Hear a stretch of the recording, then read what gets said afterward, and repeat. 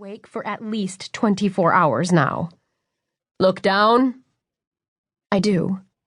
There's a plywood maze below me. It goes in and out of focus, the twists and turns fusing together into one giant mess of veneer.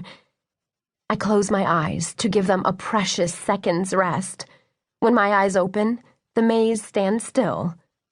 It's probably 50 yards by 50 yards, massive.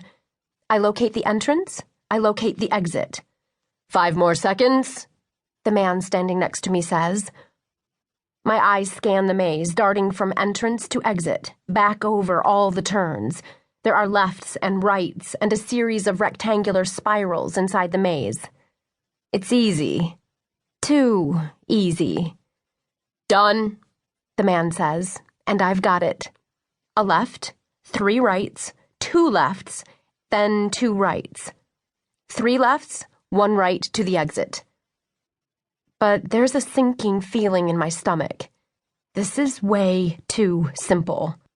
I jog down the steps and over to the woman holding a stopwatch at the start of the maze.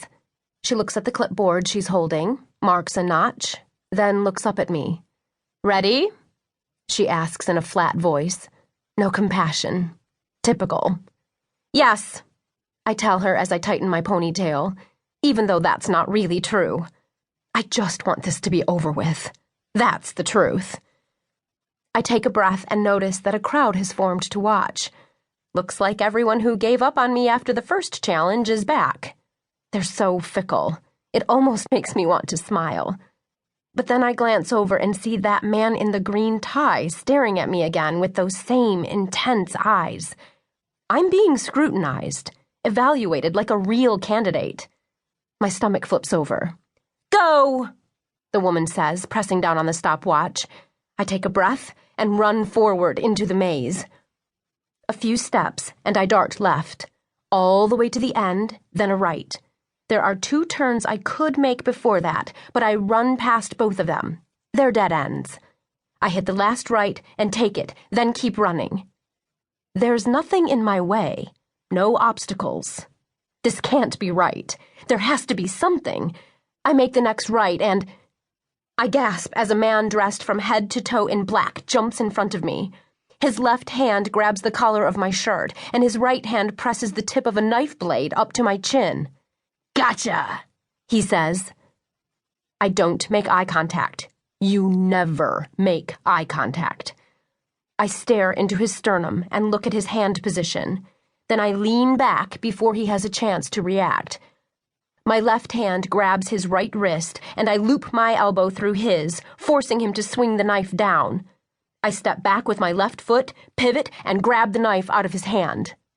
That took all of about 2 seconds. Sorry, what were you saying? I ask. The man raises his eyebrows, then lifts his hands in submission and jogs toward the start of the maze, away from me. Only then do I breathe. I look down at my own hand. It's shaking. I take the knife with me as I make my 3rd right, then a quick left. I need to make another left here somewhere, I think. I repeat the rest of the pattern in my head. 2 lefts, then 2 rights. 3 lefts, 1 right to the exit.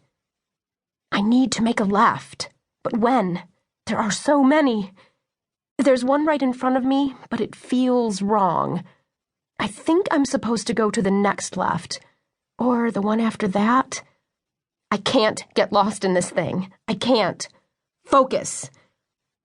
I close my eyes and let the maze appear in my head.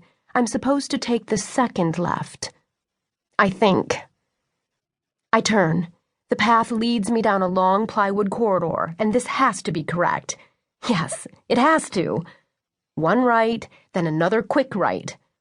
I keep the knife held high, protecting my face. I must be more than halfway through the maze. I have to run into someone else soon.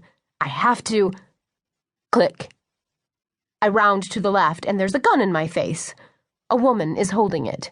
She's about my height and all muscle. She looks younger than me, but I know she has to be at least 18. Drop the knife, she tells me. Or what, you're going to shoot me? Yep, she says. I look at the gun. It's a black assault.